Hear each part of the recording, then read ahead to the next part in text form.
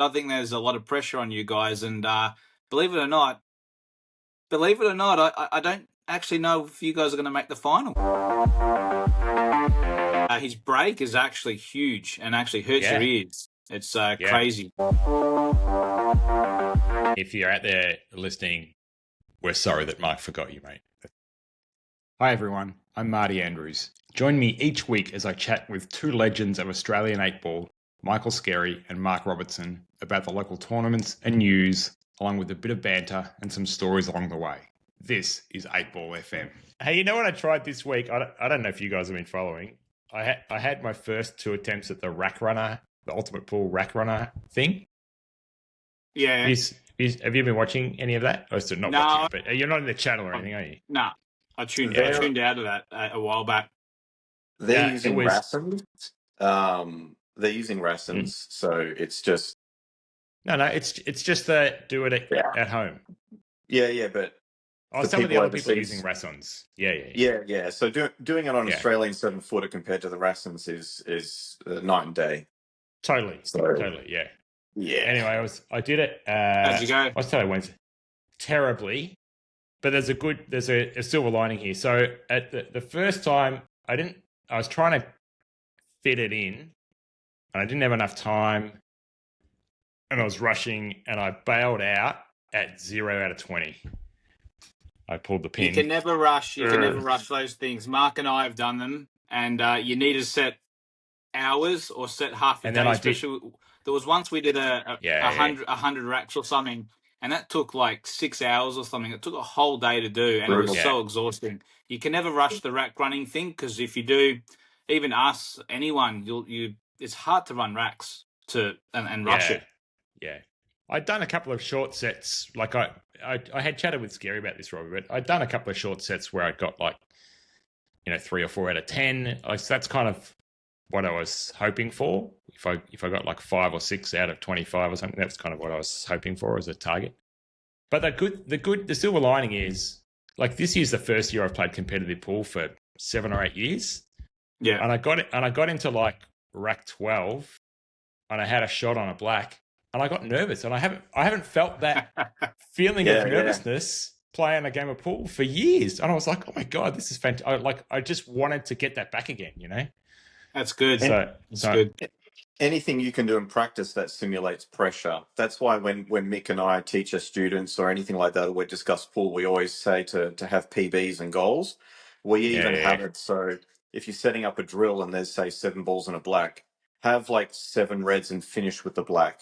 All this little subconscious training. Don't just go yellows and reds or start with a black and then pop 2 yellows and a red. Or it doesn't feel right subconsciously. You want to simulate, a frame of pool as best you can. We've done like 20 racks and stuff, and one time we'll get 1 or 2 out of 20, another time we'll get your 10 out of 20s or whatever. 10, yeah. Obviously we're trying to get 12 and 13, but to go from 10 to 11 out of 20 is huge, and then to go from 11 to 12 is even more huger, and then obviously 12 to 13. So many things have to go right to be able to do that. It's crazy. Yeah. I've had times where I played in a lot of the online rack running, and I've had times where I'm on like 1 out of 9. And I can't buy a frame. You break the balls, they're landing bad. Chinese snookered your opening shot, and then you do get a chance and you play terrible. And then you're just hoping to claw back to something respectable. And then I've had a time where I ran my first 14. I did it. I probably did about a month ago, and I think I ran, was it 16 out of 20? But then you can have another go and get 5. Like it's really inconsistent. Sometimes the balls just land dreamy, and then the other times you're like, oh, I've got to extract that, and then triple a black, and the whole thing can seem like that. You don't know if it's the reality or if it's your perception because of your frame of mind, but momentum is a very clear thing. Yeah. I think my best out of all that was 16 out of 20 as well. It's and you feel awesome, like you feel awesome after it, but then you want to do it again, and all of a sudden you get you're 6 out of 20 or 7 out of 20, and it brings you back to reality. I've got a few holes in the wall that I may I may have accidentally swiped the ball and it sort of flew off the table and hit the wall, or the kids may have done it. That's what I told Maggie anyway. That's why I don't do them anymore. It's it was good fun at the start, but it's stressful and it was literally giving me anxiety. So I stopped doing the rack running. Just it was I don't know. I started not enjoying 8-ball. I remember my best playing Rusty. I think it was. We had a race to 11 racks, and I ran the first 9 in a row and then missed my last 2. So I got 9 out of 11, and he actually got like 2 or 3 frames into it and called it quits. But that was my best. I ran 9 in a row out of 11, and out of 20, I got 16 out of 20. Yeah, that's pretty good. Yeah, but they're only one-offs, I mean, we've done thousands of racks, Mark and I, and Gus and all that, and then you just don't know what you're going to get. And again, like Mark said, it's all about your breaks, where the balls land. Sometimes the white can always land at one end of the table. But what you get good at is you actually get good at breaking, and you get good at trying to be consistent with the white ball. So a lot of people just try and rush it, smash the pack. But what we found was obviously going in off was good because you could actually get the white ball and having ball in hands. So trying to screw the white ball back, but even trying to screw the white ball back into the pocket was even better. So, stuff like that. There's always, dodgy things you can do, but within the rules. Yeah, I find that as well. That I'm enjoying that for kind of that reason. One is I've got a break you a couple of months ago, so I'm trying to get a lot of breaks in with that, just get consistent on it. And it's forcing me to do more mapping, right? And I think that's a crucial thing for me. So just spending time thinking about mapping. But yeah, you're right. You get consistent with the breaks, and sometimes I can get a good spread consistently, but not get a ball in. But that's okay. Those things, as long as they're open. That's it. As long as everything's open. Yeah. So it's interesting to kind of think about that. I thought we'd start today with a bit of a results roundup. There's been a couple of things going on in the last week. The first thing is the EDPL. We all play in the EDPL. Robert, I'm going to loop you in on this because all 3 of us are in different teams. I think you probably consider yourself largely a fill-in. I played 3 weeks for Gus's team. Yeah. I was supposed to be in that team at the start of the season, and then when the points changed and everything like that, our team couldn't go ahead. And I was sort of I think I was the last person a high-value point player to come into the team. Yeah. And I was pretty keen on playing, but I at the same time, I could have given it a miss. I could have take it or leave it. And when the points things changed, I thought, well, if I just put my hand up and say, look, I'll just miss out this season, then the rest of their team can go ahead without any issues. But if I played, and even if, say, Mark Owens or Tranny didn't play, then having me and Gus in the same team is a bit of a stretch for points. Mm-hmm. So I thought I'll miss out. But there was a few times where they needed a fill in. So I thought, well, I played with Gus last year, and I was sort of a part of this team before the season started. So probably my little way of saying, sorry for mucking you guys around a little bit. So thought I'd just chip in and help out a little bit. Well, so on Tuesday night was the last game in the round robin. So the ladder is finalised. We've actually got a 5-week break or something now because the Worlds are on. Yeah, it's about 4 weeks, three or 4 weeks, I think. So yeah, but the 3 of us playing 3 different teams, and those 3 teams are in 1, 2, and 3 on the ladder. So I think Gus's side, the Rebels, have done very well from getting that points taken away from them, and then them winning 9 in a row to actually pip us by 2 points. So it was pretty crazy. I think they could have. I haven't looked at it properly, but if Bowen's side lost, then that's Marty's side. That's Marty's me, side. Yeah, I know, but I just say Bowen because I know that's how I've been saying the whole. He's the captain. That's right. Yeah, if his side lost and Gus's side had won one more, obviously, then they may have gotten first, and it was actually really close. The whole thing was really close. So it was, we were full game clear, But we lost 5 games for the year, and 3 of them were against Gus's team, Fracture Rebels. They won all 3 against us. Yeah. How do you think you're going to go? And obviously, you guys have been pretty cruisy, sitting on the top of the ladder the whole side. I think there's a lot of pressure on you guys, and believe it or not, I think there is. Yeah. Believe it or not, I don't actually know if you guys are going to make the final. I don't think you're going to make the grand final. The grand final, because you guys have been so cruisy. We've been doing it hard. Gus's side's been doing it hard. We've been doing it hard. You guys have just been cruising, and Bowen's been strutting his stuff, walking around, thinking he's, all top shot. But I think there's a lot of pressure on you guys. I've been tracking the stats for our team. I think Bowen and Dempsey, Sean Dempsey, will be the top 2 players in the league for that. I don't know what everyone else's stats are, but they both shot the lights out the entire season. And I've been incredibly impressed with Sean Dempsey in particular. He started the season. The first half of the year, he was shooting above 80%. 80%. Yeah. He was absolutely flying. But yeah, there's a lot of depth. Like I was affected by the points a bit too, Robbo. If our top 4 are in the team, I can't play. So I'm really like a sub for the top 4. Well, you guys got a very strong side. Your team's too strong. That's why. Yeah. So I've only played about 2/3 of the frames of everyone else. 4 states team members in your side at the moment. Yeah, that's right. That's right. Yeah, pretty crazy. 2 of them over at the Worlds. We'll get there. Right. Anyway, looking forward to that. Scerri in particular, like you and I might get to clash once more for the year. Yeah, we'll see. I mean, look, at the end of the day, you guys have done a great job to stay up there, and congrats. Gus's side has beaten you 3 times. So I mean, when I say that there's a lot of pressure on you guys, there's a lot of pressure on Gus's side to actually beat you again to actually make the final. So at the end of the day, it's either going to be 4-0 or 3-1, but I think it's going to be a good match. So good luck. Yeah, I think only one of those times that he beat us, both sides had a relatively full strength team. But again, to their credit, they beat us that match. So we've got there's no point finishing on top of the ladder and then doing no good in finals. Now the job really starts, right?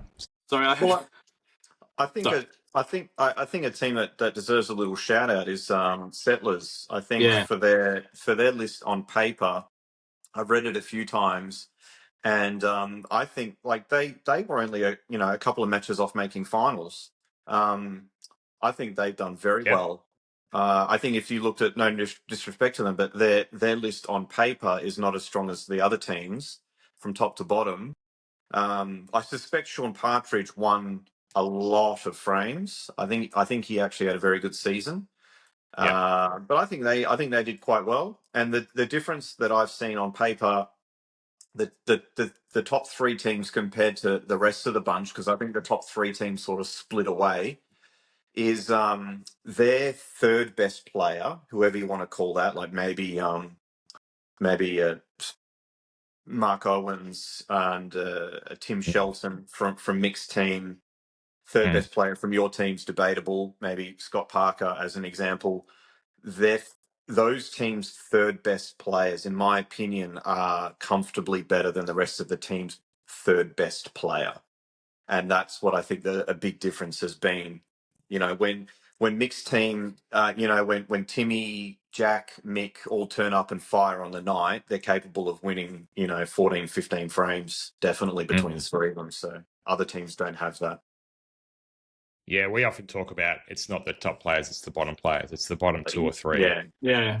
That's where the game's won or lost. Yeah. We played Settlers on last week. So our last match was Settlers, and I said at the end of the night, you guys have done really, really well. And I think Ronnie talked it down a little bit, but I said no. I think they did well. They really did. If they just if they literally just had one decent player, like I'm talking like top tier player in their side, it would have made a big difference. But I think those guys did very, very well for what they had. So even a few more frames won at the right time all of a sudden gives them, instead of maybe a couple of draws or some 19-17 losses, all of a sudden 19-17 wins. They're in the 4, they're in the 2. Like it's that, change that quick. So it's a good league. I think I missed out on playing it this season, so I'll most likely look at playing next season. It's a good league. I actually recorded all 6 frames Tuesday night. I put my camera up, and if I'm on that table, you actually get to see. I'll record it. So normally I'm on that table 2 or 3 times, and I just happened to be on that table all six frames. Excellent. So I played so bad, so bad. I missed a black and fluked it in, and like I had to swerve around another ball and end up knocking that one in. Like the stuff I had to do was actually pretty cool to have it on camera, but I was all over the shop. Not having a pool table at home, I don't practice much, but just doing my YouTube stuff once a week, it actually helps me just being on the table for 10 or 15 minutes. And before Tuesday night comes, I can actually just do 10 minutes of drills. That's all I need to do. You know, just 5 minutes of long potting on an 8-ball table, and you know, just the 10 minutes actually helps me mentally as well. But not having a table, then going there, and it was just I knew I was in for, you know, a world of hurt, and I just happened to make it work, and, you know, win some frames. So I got it all on camera. So I'm going to drop 3 on Sunday, and next week I'll drop another 3 and talk my way through it. Oh, that's good. I like seeing the discussion of the mapping in a real life competition frame.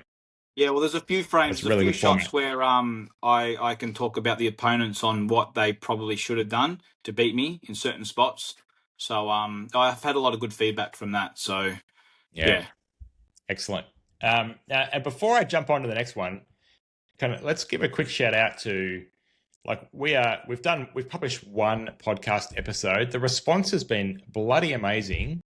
So thanks to everyone who's watched the video on YouTube, sent us some comments. There's been heaps of feedback, and I think we love seeing all of that. It's really useful for us to be able to make the show even better.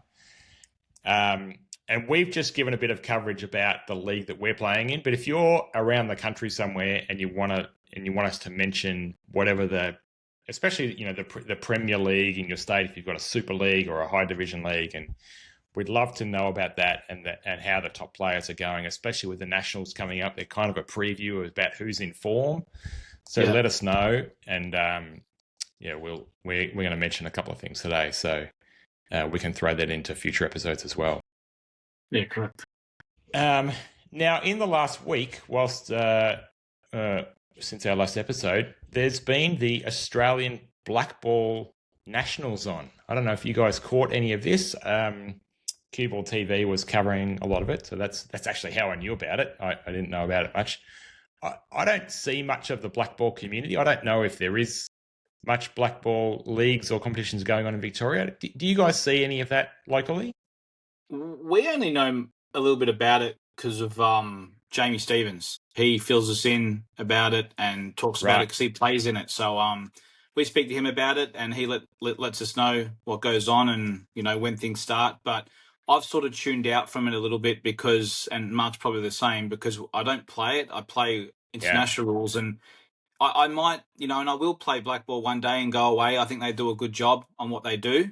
But for now, I can only concentrate on so many things, you know. So I try to just tune out on purpose with that stuff. But yeah.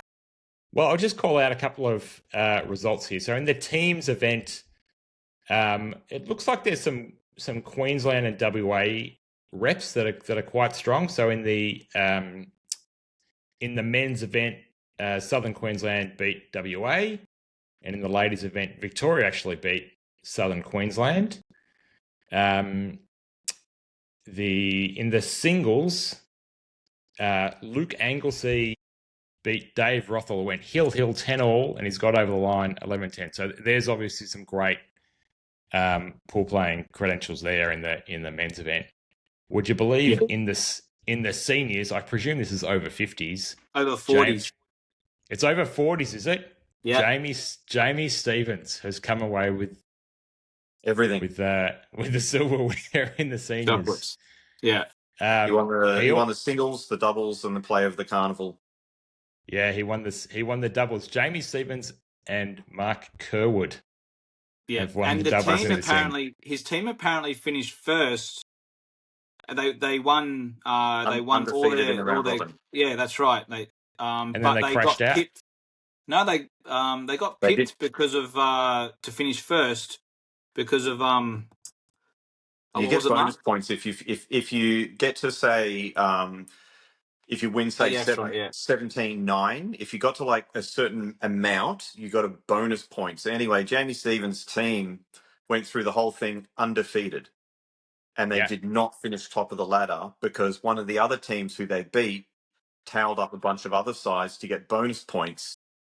So Jamie's team actually finished second, and according to like on paper, there was probably 3 stronger teams. So the team that finished first obviously plays fourth, and the team that finished fourth was a little bit off the pace, and so it was probably advantageous to finish first. But they didn't. They finished second, so they have one of the harder teams. I always thought that in finals, I've hated the format of 1v4, 2v3 knockout, because you can have done so well. You can have gone through undefeated, finish first, and then lose one match in the semi-finals and be out. I think you'd rather have the double chance. Yeah, 100%. You've earned it. It only adds one match in finals.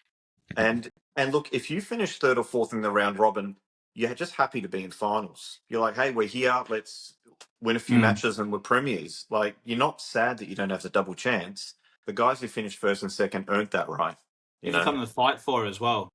Yeah. We were fighting. We were fighting right to the end because of that reason. We wanted the double chance. You know, I don't want to bow out to Manhattan, Dakota, and all that. Hammer. Yeah, well, otherwise, I'll be practicing for that. Otherwise, the last round of EDPL would have been a dead rubber. First, second, third, and fourth would have all been decided, and finals was already decided before the last round. So I just don't see why you don't do it. It only adds one extra match. It's great. Yeah, and I think it's very good. And whoever comes first and second, whoever loses that, obviously plays the winner of 3 and 4. I feel like that's the most amount of pressure in that match because everyone wants to make the grand final. It feels like some sort of victory if you're in the grand final. Losing in the semis, speaking from experience in teams and in singles, sucks. You've gotten so far, but you haven't made the big dance, and you just it's a weird feeling. So there's a big pressure on that match. Waste of a season. All right, let me just finish this off in that. So the rest of the singles results in the black ball and the Masters. So I presume Masters must be over 50s then, if singles is over 40s. Steve Saxon's got up over Peter Watt, so another great Australian 8-ball player, Steve Saxon. Jamie Stevens, that is a rort. If singles is over 40s, that is an absolute rort, Jamie. You've come home with that. He's like 40, 48, 40, 49. I think he's the same age as me, so I think he's 49. Yeah. He's going to qualify for the over 50s. They'll go in there. He's going to chase the Masters next year. And in the ladies, hang on. Let me finish this off. In the ladies, Laura Shaw has beaten Kerry Spengler. So congratulations to all of you for your results. Sorry, Robert. I was going to say it'd be interesting. Steve Saxon and Peter Watt against Jamie Stevens. I think it was Chris Jones, runner-up. Was it Chris Jones? Yes, that's correct. Yes. I reckon Sacco and Peter Watt go in favourite if they were to play like a match against Jamie and Chris, and they're the over 50s. So that'd be interesting. Right. That'd be a good one to watch. So did Jamie get Player of the Carnival just for the seniors? Did he? For the over 40s, yeah. For the over 40s, yeah. Okay. So Luke Anglesey, who won the men's, also won the doubles. So he's had a belter of a tournament. It won't surprise me if he brought home Player of the Carnival in that event. The other big event during the week is not an 8-ball event. It's a snooker event. The Saudi Arabia Snooker Masters was on. First big event of the year. And congratulations, of course, to Neil Robertson, who's come away with a massive win against Ronnie in the final. 10-9. Was leading 7-2 to have Ronnie come back at him 7-all and showed a bit of fighting spirit to get over. I think he had to win the last 2 frames. Is that right? Yeah, it was 8-9 down. And Ronnie had a couple of good attempts, but just didn't get the splits right. And he was half a shot off, you know? Yeah. But those two breaks Neil made from 8-9 down to go to 9-all and then win were probably two of the best high pressure, breaks, and the way he did them was so good. Like, it wasn't luck or anything like that. It was unreal. And I think from 7-2 up, when Ronnie won two in a row, to be like 7-4 down, even though 7-4 is such a big lead, you're sort of like it's this is Ronnie, and yeah, he did Ronnie things, and it was one of the best finals, one of the highest standard finals I've seen. It was good to watch. A long time. It was really good one. Really good. I thought very both emotional. of their and you could tell Ronnie was really up and about on this trip. He had the back-to-back 147s. He was talking very positive. Just the way he was in the final, he looked very involved. He looked, he was really. It was really good to see, because I think he made the semis of the world titles for snooker, but I don't know how he did not play well. I don't actually know how he made the semis. And he looked like he didn't want to be there. That's my thoughts. But this tournament here in Saudi Arabia, I don't know what it is. But do you think it's because of it's Saudi Arabia and they maybe put on a good show there and support the players and big prize money? You think maybe that's why Ronnie's all up and about, Yeah, I think that's a good chance. I mean, Ronnie has come away, ignoring the prize money that he won, just the results in that semi. So he got £147,000 because he made two 147s in a season. They happened to be in the same match, which is just insane. If you make two 147s in the same event, the same tournament. I'd say the tournament, is it? Yeah, but just insane that he did that. So he's got 147,000. It wasn't 147. Same match. Yeah, it was. It might have even been in the same session. It was certainly the same day. It was certainly the same day. We're trying to compact it down to as tight a frame as possible, aren't we? He won 6 frames. 2 of them were 147s, and normally whoever makes a 147, another 2 centuries in there. Normally, whoever makes a 147 in a match goes on to lose it. Very rare that you see someone make a 147 in a game, in a match, and actually go ahead and win it. Because I feel like they're just happy. Spare a thought for Tipchaya Unnu, who made a 147 in the tournament. There's a £50,000 high break prize. He ended up with 1/3 of it. Ronnie got another 2. That's crazy. Ronnie's got £147,000 plus 2/3 of 50K, like another 30 something odd, 33K. So he's, £170,000, not in tournament prize money, just in high break prize money. How was that in that last frame with Neil? Him landing 2 straight on his second last ball, and he tried to punch it across, didn't make it. He happened to actually get a little bit lucky and land straight on the one in the corner, and that one that he made in the corner just. Yeah, it looked perfect all the way, and it was. You knew once that went in, I felt that that was the clincher. Yeah, that is getting a high repeat on the World Snooker Tour channel. I might put a link to it in the show notes, or even I might just clip it in, because that once that ball went in, he was home, right? Obviously, he's playing it for the centre of the corner. He's giving himself options, but because he landed 2 straight, didn't come across enough, and just happened to land dead straight with his cueing and be able to knock it in. But still, under that pressure, it was absolutely awesome. It was such a thrill. The whole thing was. It was great. The camera angle on the black when he was playing black to yellow, they had it zoomed in on the potting angle, so you couldn't see where the white was going. They held it there for a long time, so. He's like stun run up the table. I know the black's going in. I wanted to see where the white is, but they pan out for ages. And I'm hold your breath. Because a lot of the time they might underhit it because they don't want to overhit it and snooker themselves, and they got to get the rest out. But when they panned around, and he's left-handed as well, so he doesn't even have to lean over. And he was just dead straight. I'm like, well, that's it. Yeah. Yeah, and I think the green was mathematically frame ball, but it was all over anyway by that point. Once he landed fat on the yellow, it's fine. Yeah. Does huge things for the his rankings as well now. So that's £500,000 that he doesn't have to defend for 2 years. you know. So there's, you know, like he's number 3 now. I was looking at number 1. Judd's way ahead by about 900,000 pounds or something. Yeah. But the thing is, I think Neil's time frame to, you know, if he was to make a move for number 1, obviously you need a lot of results and things like that.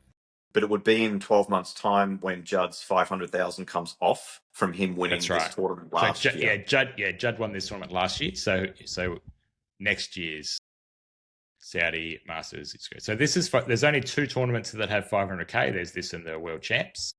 Mm. And I think the next highest tournament is the Masters at 250. Like it's half. Yeah. Not worth going. I get out of bed for that.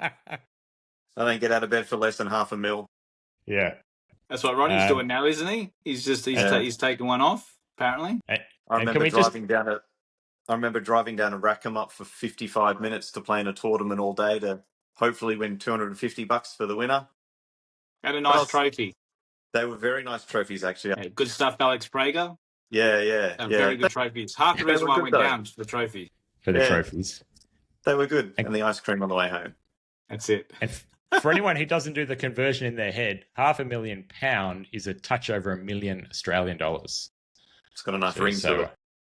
That has got a nice ring to it. So the money is certainly nice too, I'm sure. But yeah, the ranking points. And it just means that like every invitational event where you need to be in the top 16, he's just going to be in them.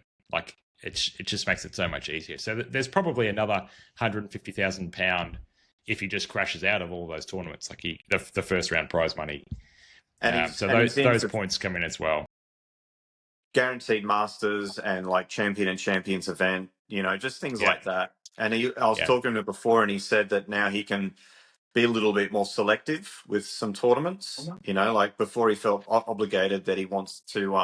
You got to play in everything, and sometimes I think if you're doing that, you're just going to go there and lose first and second rounds and things. I think if you can just, you know, maybe just remove a few, you know, that are really out of the way bad on the calendar. Giving him choices now. Yeah, giving him choices now. Yeah. So.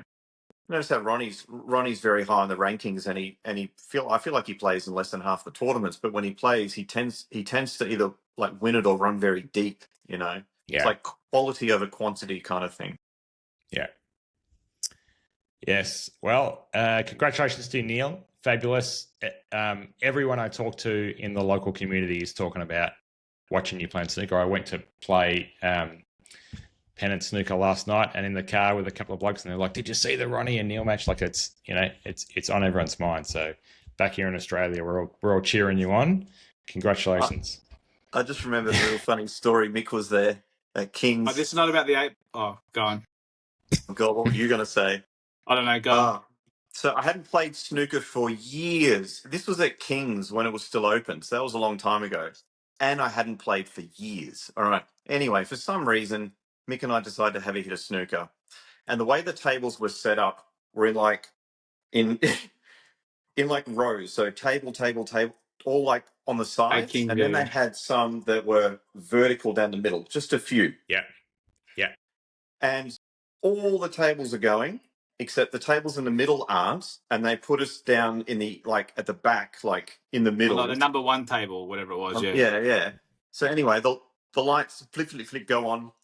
And I'm there walking down, and Mick's walking down, and this is when I had hair. And all of a sudden, it's like every table that we got in line with, they stopped playing. And then we got more. Then they stopped. By the time we got to our table, the 16 tables that were going, no one was hitting balls anymore because they thought I was Neil. Anyway, we set the balls up. I'm thinking, oh, God, here we go. Anyway, I crack in a long red. I'm thinking, oh, yeah, and I'm knocking a few balls, and then I miss a black straight off the spot. And about 15 minutes goes by. My pot success is 40%. I'm horrible. I can't do a thing. Anyway, we're done. And a guy comes up and says, hey, you know, he's smiling his face. I'm thinking, oh, yeah, we'll have a chat. I thought you were Neil Robertson until I saw you play. Yeah. Got that. That was that. So, and I don't think I've played again since. No. I could almost pass as Joe Perry. Oh, my God. Brutal. That was so I funny. saw Oh, you, very Neil, good. until I saw you play.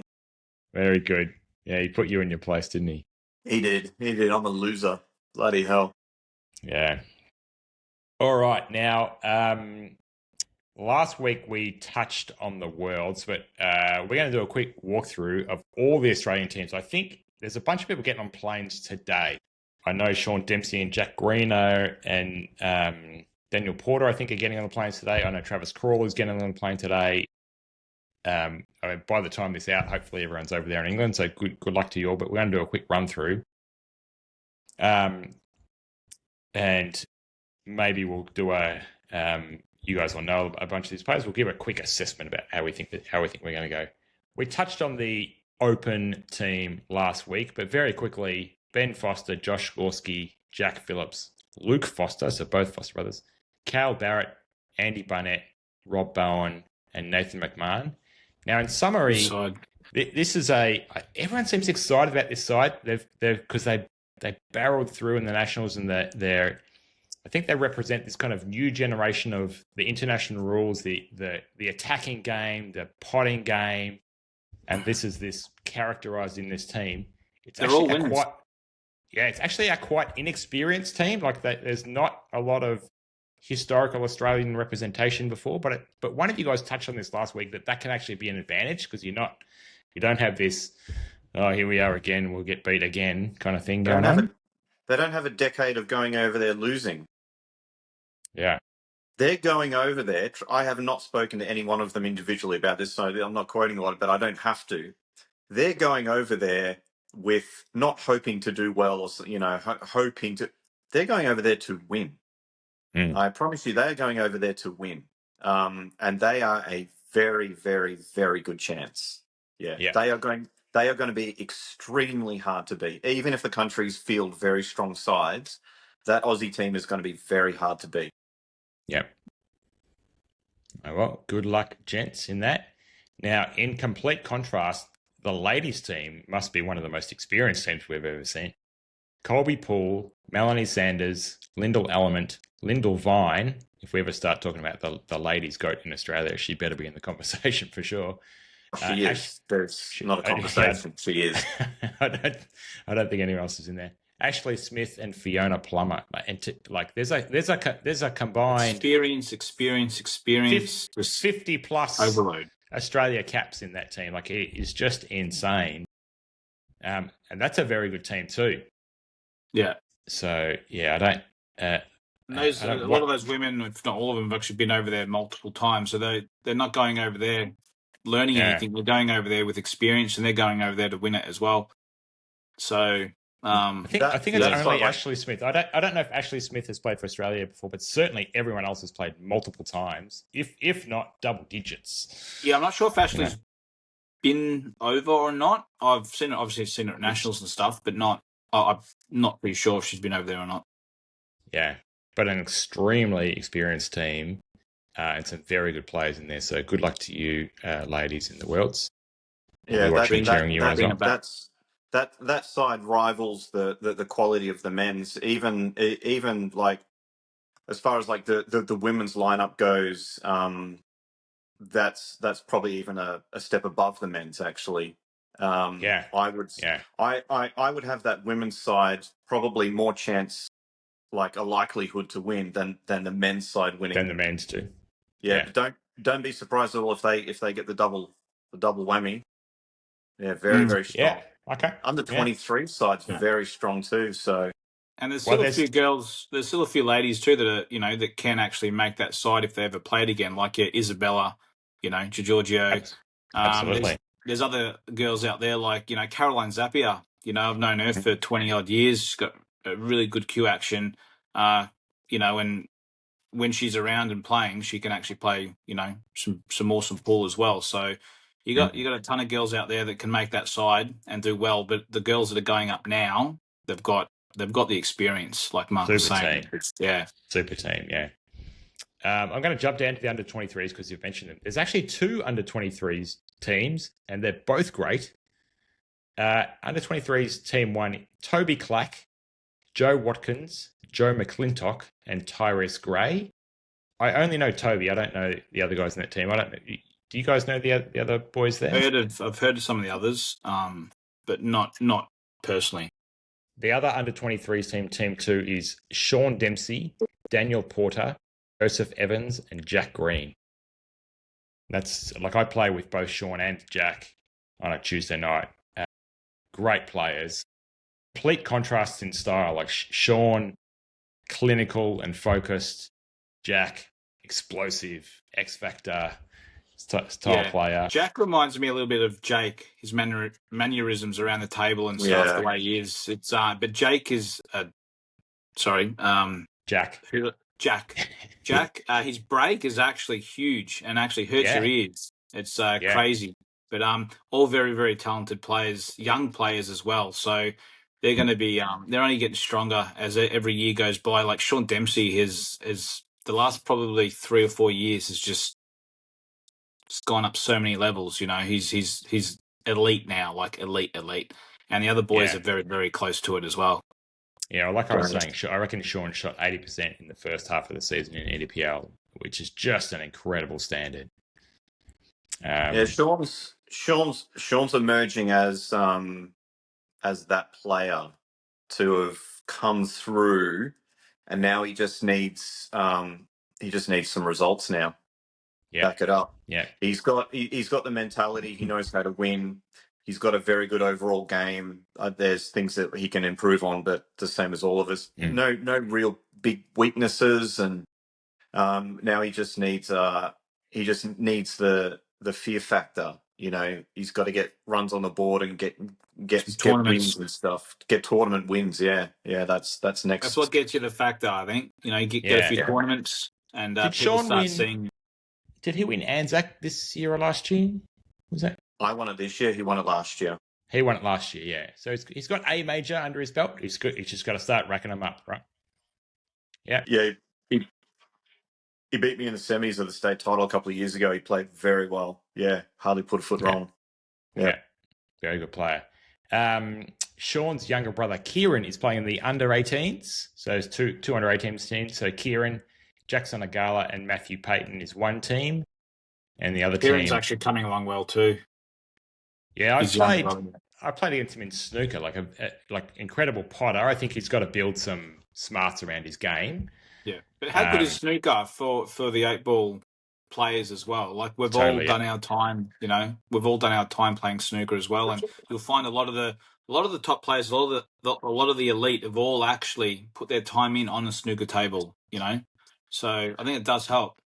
Well, this is one of the great things I think about the modern rule sets is, Robbo, I don't know if you can remember the original rules before world rules where you didn't have to hit a cushion, for example, but like there were certainly players in that era. He who chooses loses. That you could JR said, or he said you could make state teams just through thinking. You really have to have the ability to. But today, if you can't pot a ball, you can't win games. You can't make state teams and national teams. People didn't run racks back in the day. They just didn't even go for it because it was, if you just covered a key hole or like you just run up and just touch a ball and snooker them and get your 2 shots. Everyone was just looking for insurance back then. Just insurance left, right, and center. And once you got the game all sewn up, then you'll take a risk of that long 2.5 foot pot. You know, it's now when I play someone like Mick, like we actually played. God, we played each other all the time. We played in the semis of the Good Friday comp. I think it was race to 4. So we played. I won 4-2, and I think we ran the first 4 or 5 racks. I think it was 2-all, and we just went rack. I'm thinking, like, this is just what pool's become now. Is just there's just so many racks ran. I feel like, I don't know if it's a good or a bad thing, but I feel like when I play someone like Mick now, if we're playing well, we don't actually play against each other. It's, do you run the rack or not? And if you don't, well, then the other guy just wins. They'll just either pot out or they'll just play one safety. You're screwed. The match is determined what happens after you break. So how well you're breaking, how much luck you got on the break, and if you don't have the luck, if you're not getting the balls in, especially we've got some really good breaks. You know, I've got a really good break. Mark's got a really good break, and we realise now that if we don't get balls in, we can actually it's instantly lost for us. It's devastating. Game over. Yeah. Yeah. But we can also take matches away from people. So that's the beauty about it too. Yeah. All right, 2 teams to go. First is the Masters team. Listen to this lineup. Stacey Vine, Jeremy Maguire, Tony Vujovic, Dennis Hines, Adrian Lancaster, and Darren Munchenberg. That's also a very strong team there in the Masters. Was that? That's over 50s, is it? That is over 50s. Yeah. So so international rules, it's over 50s. Black balls, it's 40s or something. Well, I'm assuming it's over 50s because there's another team which is called Masters over 60s. So this must be over 50. The Grandmasters.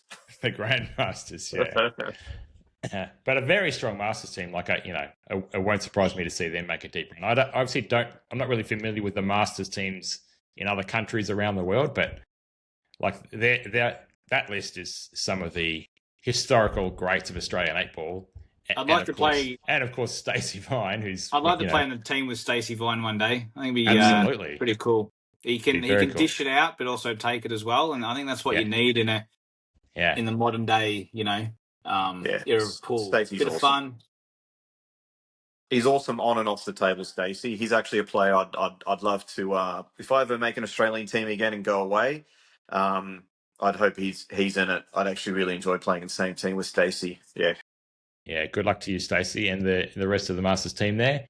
And finally, the Masters over 60s, Shan Baker, Jack Deem, Steve Mountford, and Peter Smith. I think I'm only familiar with Steve Mountford. I don't know some of these players. They're even a generation before. Shan Baker. Yeah. From Western Australia? Shan Baker, okay. Western Australia, I think. Yeah, I think so, yeah. Played against them all at nationals over the years. Yeah, I recognise some of the names from appearing on the old list, but I think before some of my time. Anyway, that's all of the Australian teams that are headed to the Worlds this week, and they're playing in the coming couple of weeks. We will do a couple of live updates for the results as we see them come in over the next couple of weeks. But good luck to all of you representing our country. We will be cheering you on from home. Good luck out there. And again, if anyone's got any 8-ball news, I mean, we're doing these podcasts for 8-ball and promoting, 8-ball itself. So if you've got some good gossip, some good news, send it to myself, Mark, or Marty, and we can filter it in the podcasts over the weeks. So even any funny photos too or anything, just send it to us. Send it to Marty. Funny shots. Yeah. And the simplest way is most of this stuff is posted on YouTube. You can comment on the YouTube channel. We're now also publishing the podcast on Spotify. If you just like to listen, if you want to take the dog for the walk or listen in the car, you can listen to it. There's only a couple of visuals, so you can listen to the dulcet tones. I think we've all got good heads for radio, but here we are on the camera. And also, you'll see all of us. Susie's got rid of your wrinkles. See get some wrinkles going on. We'll also publish on Facebook. There's a page on Facebook called 8-Ball FM, but we'll be sharing stuff around as well, so you can also reach all of us on various social media channels. And just what can we say about what's happening in the next couple of weeks? We are trying very hard to get some great guests for the channel. And I think in the next couple of weeks, think of who you think might be a great guest, and then think bigger, and then double it. And that's what we've got coming. And it's not over Rusty. The next couple of The Gus? We might, Rusty, if you're out there, we would love to have you on one day, Rusty. Rusty would be good. It would be a great bit of fun. But we've got some big guests coming. We are working hard behind the scenes to talk to people in the community and try and get some content out there for things that you would love to see as well. And these are people around the world, not just Australia as well. So absolutely. Oh, there's completely off topic. You said the name Rusty, and then it clicked in for that goat conversation on the last one. And I don't know, no one has said anything to me or anything like that. But just the thought occurred to me, I forgot Ben Nunan. in there. He's won Big Guns Western Nationals, 2 Australian titles, and 1,000 other tournaments. More Australian sides than me. You know, like he's done everything. I feel like he was the player who actually led the way for the more modern attacking style of game in 8-ball. And there's not just a conversation, does he belong in that other group? There's a very strong conversation that he's leading that other group. Yeah, There's a very strong. I said no one has said anything to me. It just, I think maybe just in tournaments the last few years, he's just not quite the player that he was a while ago. So I think I'm more just thought of like the last times I've seen these guys play. But I just wanted to say, and I just remembered then, Ben Nunan's name is certainly in the hat for that conversation. So yeah, I just wanted to remember that one. Benny, if you're out there listening, we're sorry that Mike forgot you, mate. Yeah. Sorry. I've known him since I was like 9, so it's a bit of a weird one. Yeah. I think I spoke to you the next day, Mark, and you're like, "Oh, I remembered. I just remembered about Ben, and I forgot to say it." So yeah, I felt stupid. Just anyway, well, obviously, you know, Jake and Justin and all these guys, they're playing the game, and we see them play like now. So I suppose that's why, you know, he got missed. But definitely. I was in WA in 2025 when Benny won the singles against Clacky in the final, which was very difficult for the Victorian team because we can't really cheer, right? He's playing as Benny versus Clacky. Oh, sorry, 25. Yeah, 2005. Yeah, only 20 years ago. I was there too. Yeah, you were there too. And when we got back to Melbourne, Simone and I drove him home from the airport with he's in the back seat, and he was absolutely smashed because he let his hair down, I think, on the flight. And he has no recollection that we drove him home with his giant trophy in the back seat, just kind of hugging it and carrying up. Anyway, we love you, Benny. It was great memories. And you're certainly in that conversation. So 2005, was it? 2005. 2005, yeah. Yes. That was the year. You made your first team the next year? Is that right? 2006 was Darwin, was my first, yeah. Yeah. 2004 for me. We're all right. Geez, that's a long time ago. I was 99 last century. Jesus Christ. I know. 1999. Yeah. Would you believe it? Well, you're getting back into it now, Marty. You're back. I'm back. I finally got some time on my hands, but I've got a lot. I got a lot of practice hours to make up before I'm anywhere close to that level. You took a break. You built your empire. Now you've put that aside, and now you're back. You're back playing pool. All right, I'm going to finish with. I've got a shot of the week. Mick had sent me a couple, but I found a new one. And before I shot, can one of you just explain, like in the modern game international rules, they have a thing called a skill shot, and the variation that I'm thinking about is when you're following a ball into a pocket. Can you perhaps just describe for the viewers the difficulty involved in a skill shot and how it gets more difficult as the balls move further and further apart and away from the pocket? Robbo, do you want to have a crack at that? Seems we've got a visual here somewhere. Maybe this.